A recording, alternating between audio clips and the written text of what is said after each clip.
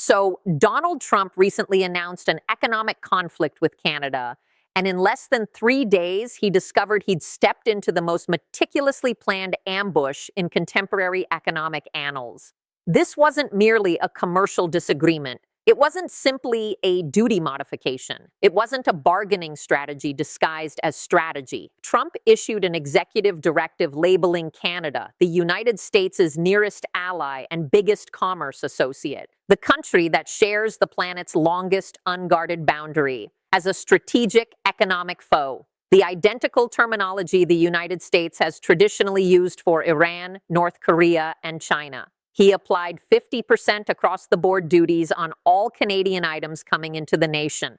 He halted sections of the USMCA. He instructed government bodies to limit Canadian entry to U.S. financial networks.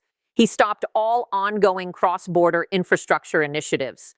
And he commanded the Department of Homeland Security to handle the Canadian border with the identical security approach as a hostile boundary. And then Canada stayed quiet. For a full day, Ottawa issued no words. No media briefing, no formal declaration, no online reply, zero. Washington viewed that quietness as capitulation. Staff at the White House were publicly rejoicing. One shared with a journalist privately that Carney was defeated, that this represented total submission, that Canada lacked a comeback since no comeback existed. They were mistaken. They were disastrously, epically mistaken because after 3 days, Canada hadn't capitulated. It had evolved. 3 commerce pacts finalized. Energy networks shifted toward the Pacific. Essential mineral shipments secured into supply lines outside America for the coming 15 years. A fresh global economic alliance revealed with 5 initial countries encompassing 1.8 billion individuals and 38 trillion in total GDP.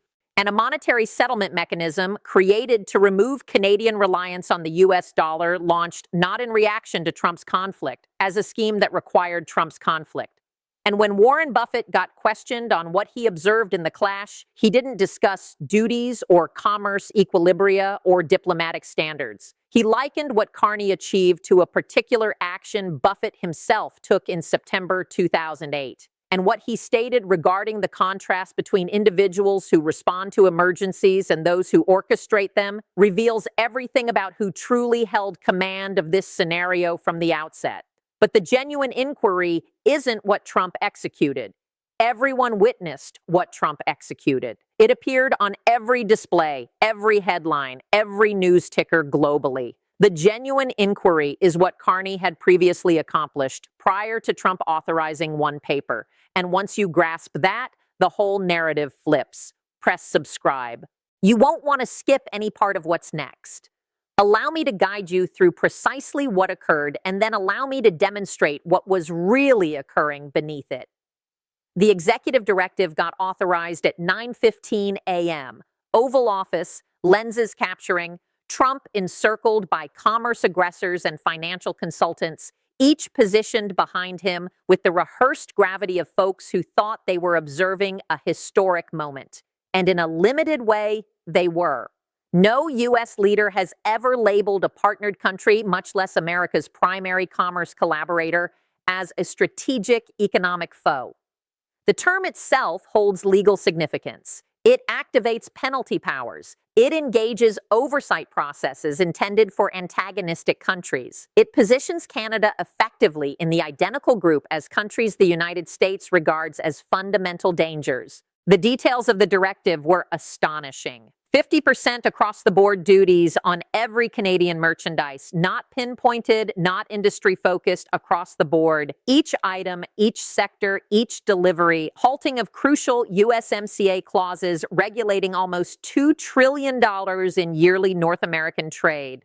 An instruction to the Treasury Department to examine and curb Canadian organizational entry to U.S. financial settlement networks. A halt on every awaiting cross-border infrastructure endeavors, conduits, spans, power grids, all of it. And a command to the Department of Homeland Security to heighten protection on the Canadian boundary to foe level, viewing the 9 million folks who traverse that boundary monthly for employment, relatives, and business as possible risks. Trump gave a 22-minute address in the Rose Garden with the vigor of a person who felt he was redefining the continental structure. He was aggressive, victorious, nearly exuberant. He criticized Mark Carney individually, labeled him an unsuccessful monetary authority who succeeded by chance, the poorest head Canada ever created. He asserted Canada had been pilfering U.S. employment and mocking behind America's rear for years. He informed the lenses that Canada's economy amounted to zilch without the United States, and that Carney would plead for a discussion in under 2 days.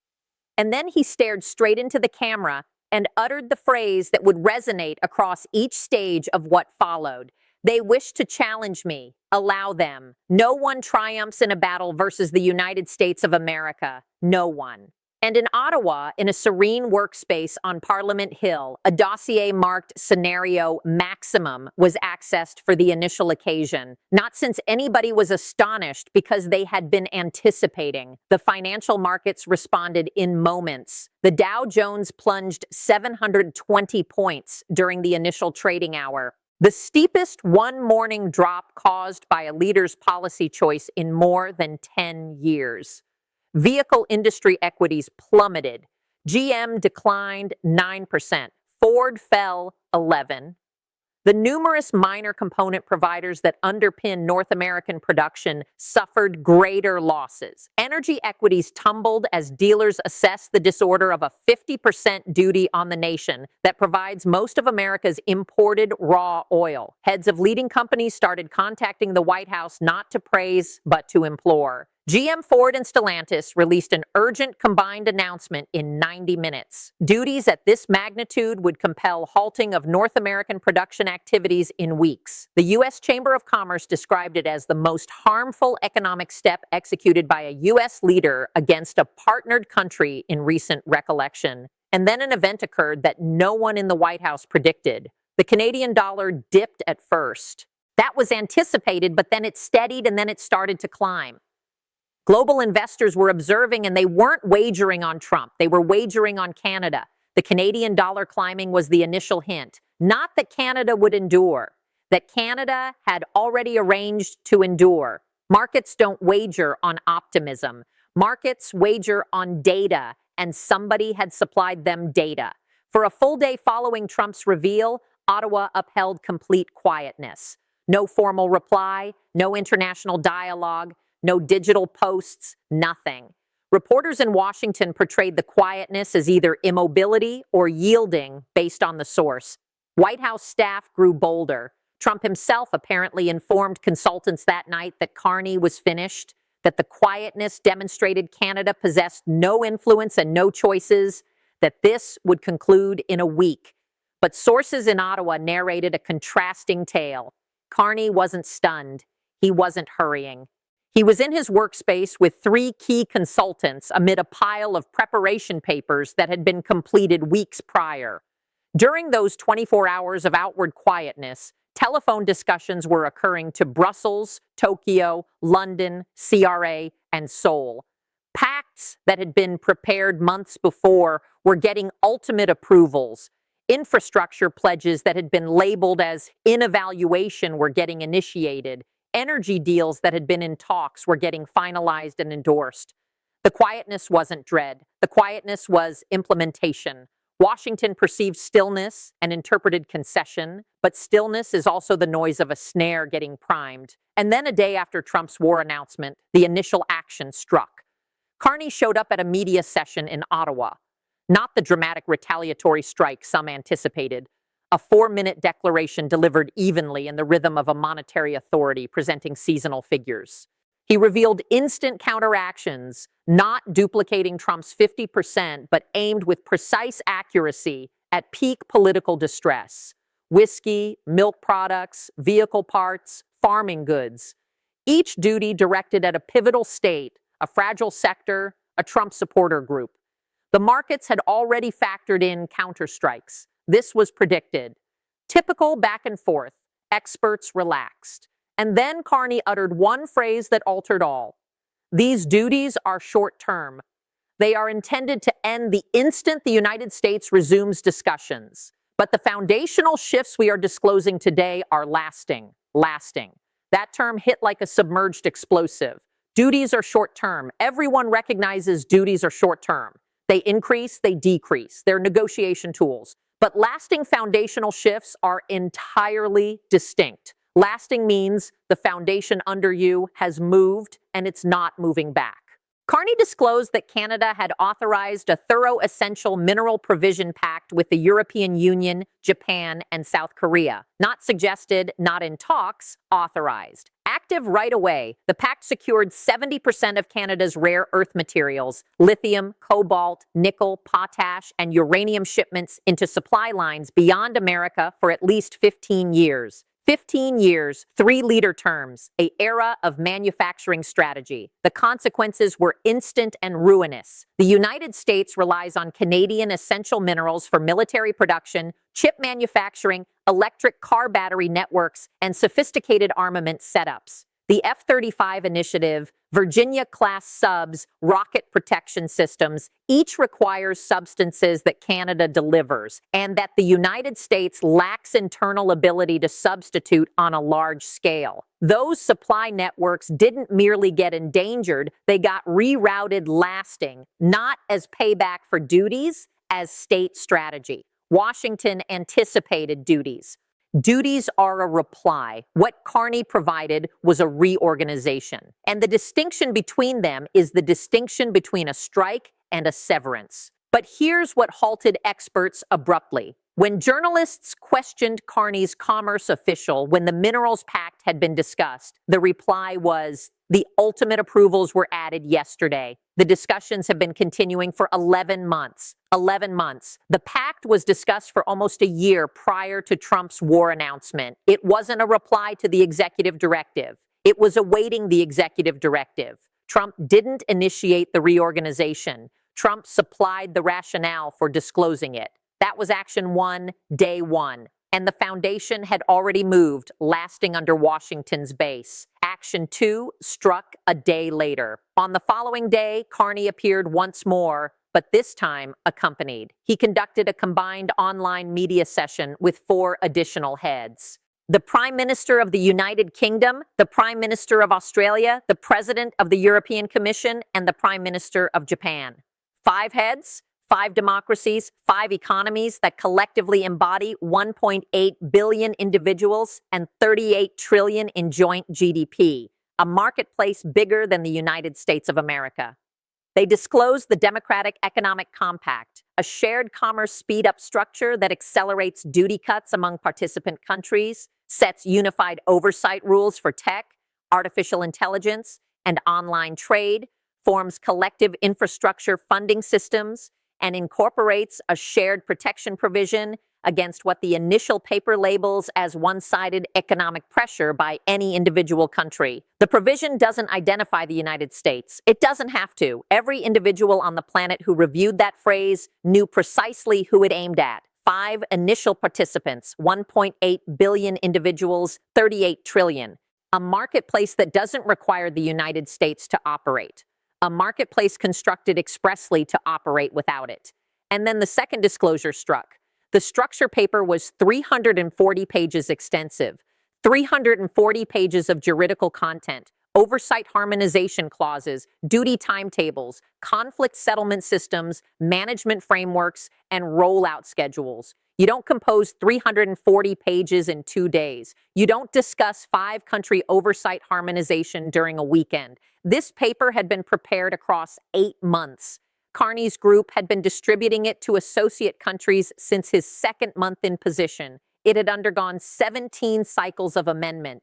Each initial participant had approved the basics before Trump ever lifted his pen. Trump's war announcement didn't incite the Democratic Economic Compact. It triggered it. The compact was conceived, prepared, discussed, and accepted in concept before Trump authorized one executive directive. The war announcement was the activation signal, nothing further. And if the alliance explosive was the second action, the third action was the one that sealed the ambush, and it was the most subdued of all. On the third day, there was no media session, no combined showing, no address, just a 6-paragraph administration press bulletin released at 6 a.m. Eastern Time. The type of bulletin most reporters would glance over on an ordinary day, but this was not an ordinary day, and these were not ordinary paragraphs. The bulletin disclosed 4 items.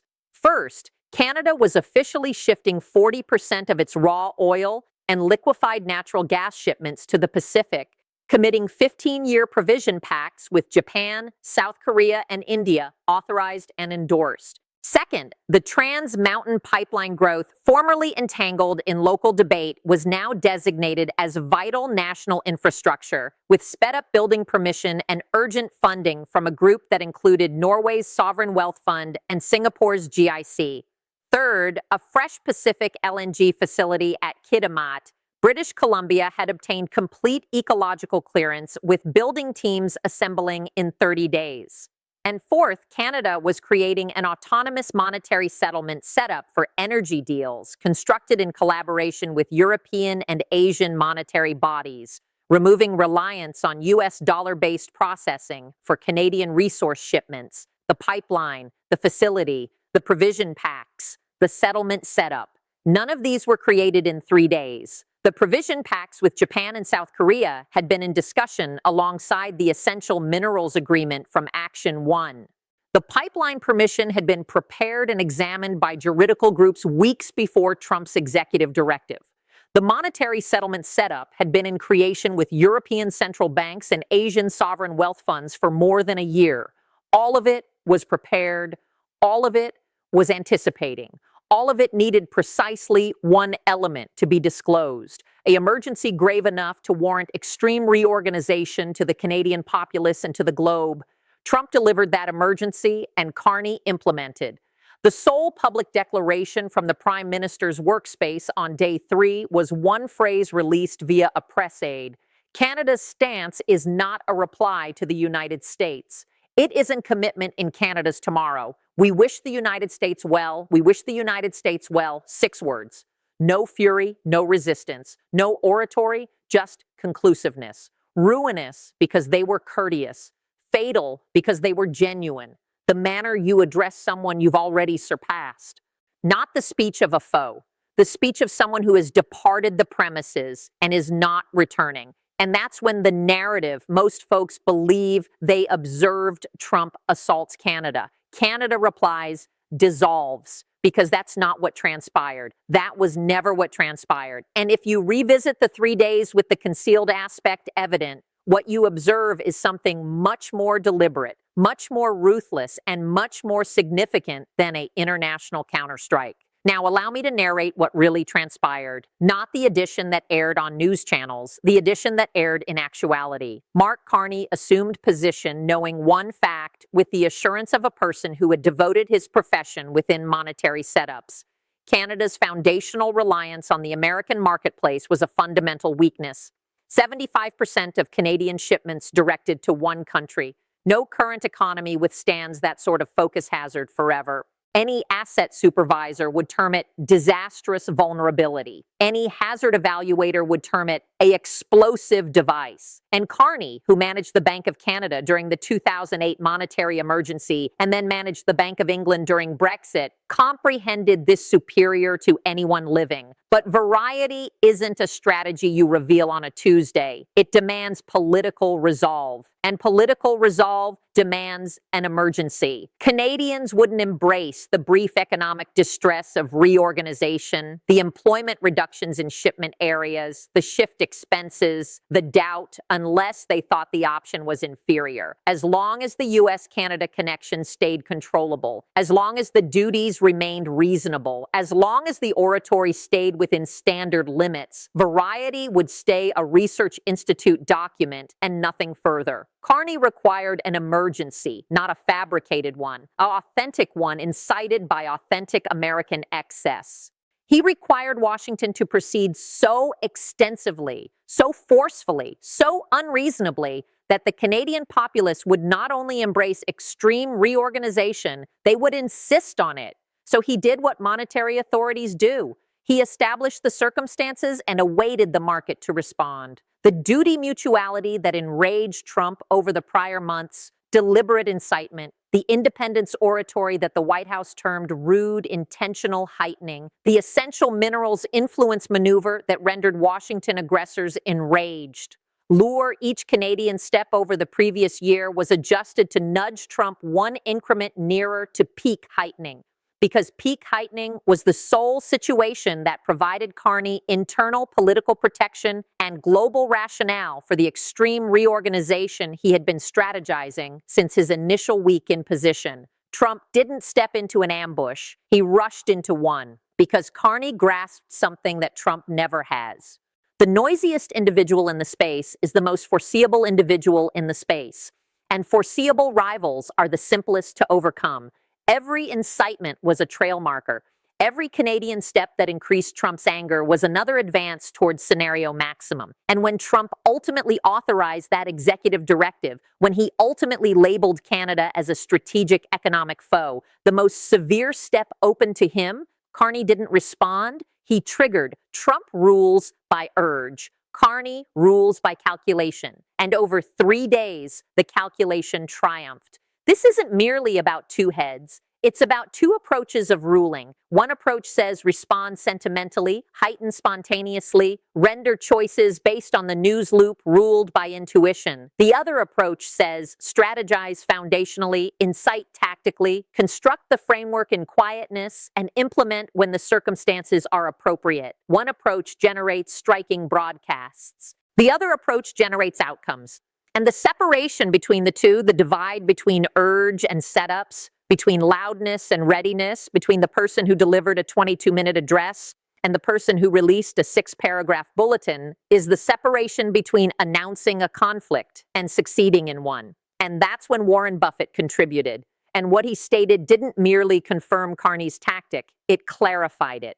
Buffett got questioned about the U.S.-Canada clash at a Berkshire Hathaway shareholders session in Omaha. He hesitated, took off his spectacles, polished them gradually, the characteristic motion that experienced Berkshire observers have come to identify as the indicator that something crucial is approaching. And then he narrated a tale in September 2008. Buffett said, "I received a contact from Goldman Sachs. They required funds. The whole monetary setup was in turmoil. Everyone near me perceived an emergency. I perceived something else. I perceived a purchasing chance that only arises when everyone else is in emergency. I committed $5 billion to Goldman Sachs that week, not because I was courageous, because I was ready. The commitment rationale had been composed before the emergency. The emergency was the activator, not the concept." He hesitated again longer this occasion. "When I observed what transpired between the United States and Canada this week, I perceived the identical pattern. One side was in emergency, the other side was ready, and the ready side implemented. Consider that." Warren Buffett, the most accomplished investor ever, the person who has devoted 70 years examining the contrast between responsive choice-making and foundational placement, just likened Mark Carney's 3-day evolution of Canada's economic tomorrow to his own $5 billion Goldman Sachs maneuver during the gravest monetary emergency since the Great Depression. He was stating Carney did to U.S.-Canada commerce what I did to Goldman Sachs. He recognized the foundational weakness. He composed the commitment rationale beforehand. He awaited the emergency, and when the emergency came, he implemented before anyone else grasped what was transpiring. Then Buffett proceeded further. "I've always thought," he said, "that the most precious data an investor can possess is the conduct pattern of the opposing side. If you know how someone will respond under stress, if you can forecast their sentimental reply with certainty, then you don't need to dominate the scenario. You just need to ready for the scenario they'll generate themselves." He allowed that to sink in. What I perceived this week was a Canadian Prime Minister who grasped his counterpart's conduct pattern flawlessly. He knew the incitement would generate a heightening. He knew the heightening would generate an announcement. And he knew the announcement would generate the political protection he required to reorganize Canada's economic tomorrow. That's not fortune. That's not response. That's setup's reasoning. And setup's reasoning is the most underestimated resource in any market. When questioned about Berkshire's placement, Buffett verified what the submission records had already indicated. Berkshire had been silently boosting its Canadian resource vulnerability for the past 9 months. Energy, minerals, infrastructure. Greg Abel, Berkshire's Canadian-born CEO and Buffett's selected heir, had been granted broadened power over energy and resource commitments months prior.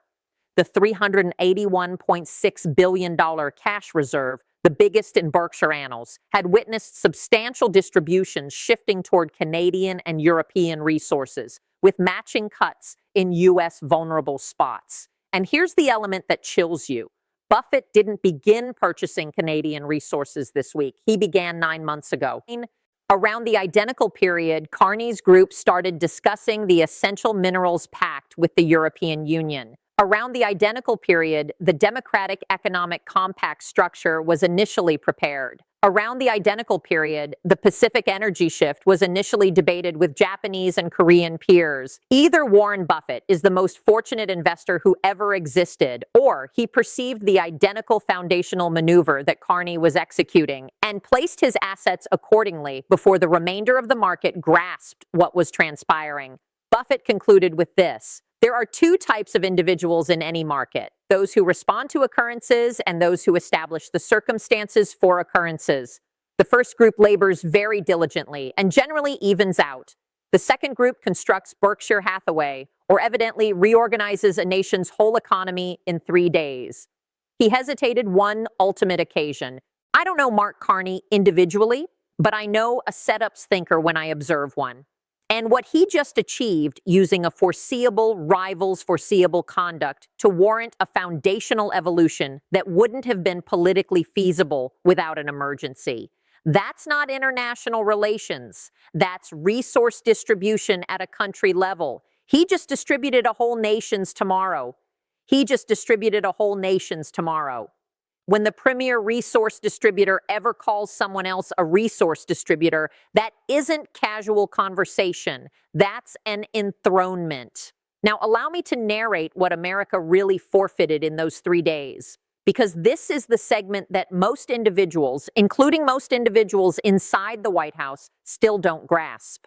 They believe the harm is the duties. They believe the harm is the counter duties on whiskey and milk and vehicle components. They believe the harm is the equity market drop and the production interruptions and the farming distress. And yes, all of that is authentic. All of that pains, but none of that is the authentic harm. The authentic harm is foundational, and foundational harm is the type that doesn't recover when you retract a strategy. The Essential Minerals Pacts are 15-year deals. Even if Trump withdraws the executive directive tomorrow morning,